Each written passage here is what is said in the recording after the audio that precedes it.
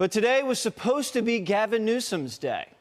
After a romantic first date in Beijing where Xi showed Gavin his exquisite birds, intertwined trees, and custom toboggans, Gavin thought he was a shoo-in for a second date. She was flying into Gavin's hometown, San Francisco. And when Gavin found out, he grabbed the broom and cleaned up.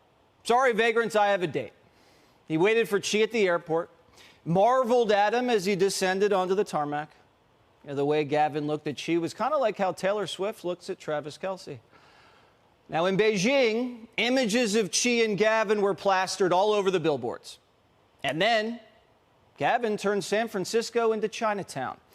Killing millions of Americans with COVID and fentanyl was water under the bridge. Gavin was ready to take the relationship to the next level until he found out there was someone else, Joe Biden. The president flew in on Air Force One. Now Newsom had competition. When Xi saw Joe, they couldn't keep their hands off each other. As Joe likes to brag, he spent more time with Xi than anyone else. Not to mention the fact that Xi's guys bribed the Biden family. The chemistry was unmistakable. I've never doubted what you've told me in terms of your candid nature in which you speak. I still remember our interactions very vividly, and it always gives me a lot of thoughts. Well, we just got the readout from the Biden team about the president's meeting with Xi. The meeting lasted 4 hours, and Xi did almost all the talking, as Xi usually does. At one point, Biden wished Xi's wife a happy birthday, and Xi was embarrassed because he forgot his wife's birthday was coming up. And then Xi complained about how China was getting bad press in the U.S. media. China gets great press.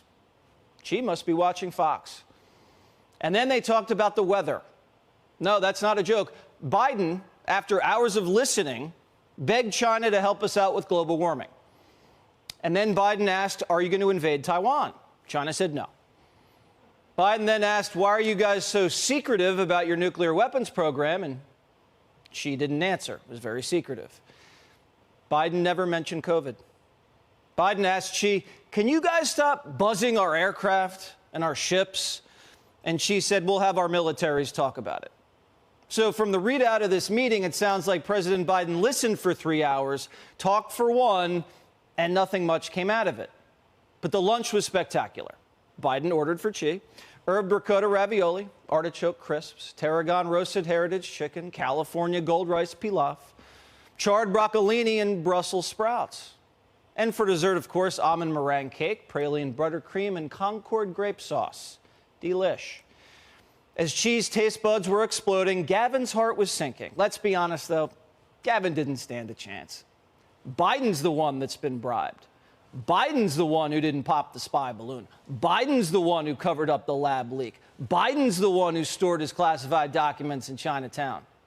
Gavin's going to have to work a lot harder, especially after Biden announced he's dropping sanctions on the Chinese if they promise to crack down on fentanyl. That's right. That's the one deal the Biden team claims they cut today.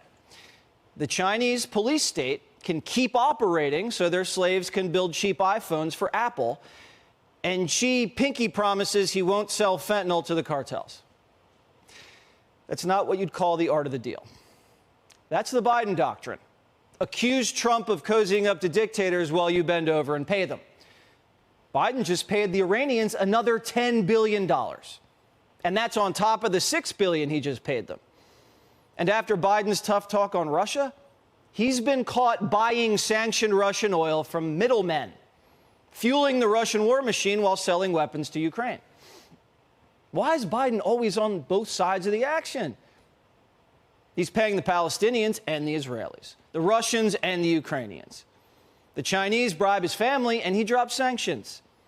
Chinese spies steal our trade secrets, and the Biden family defends the spies in court.